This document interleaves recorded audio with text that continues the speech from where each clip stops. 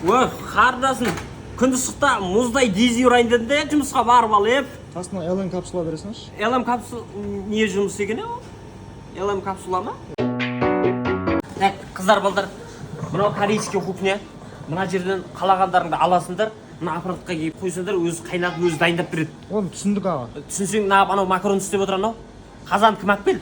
Картошка ашма да шанағын. Барым горилла қай жерде? Әкім мырза, ассалаумағалейкум. Горилла ма? Горилла міне ғой. Қаншадан екен?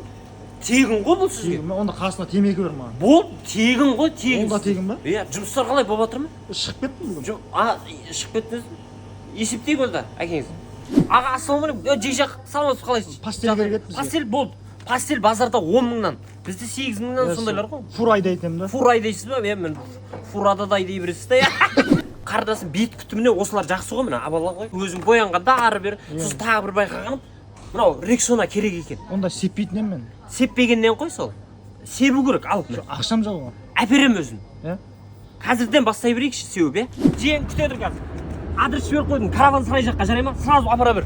Доставка ғой, 24-те 7 жұмыс істейміз. 3 машина бар ғой. Кентау жаққа жарай ма? Кете бер. Түркістанның жан-жағында, Либой жаққа кете береді. Адрес қандай сіздердің? Адрес па? Жаңа қала 32-ші көше, 19/1. Супермаркет қой өзіміздің. Осы жердеміз. Иә. Қазір мына жіберіп жіберейін. Қашты кәнім.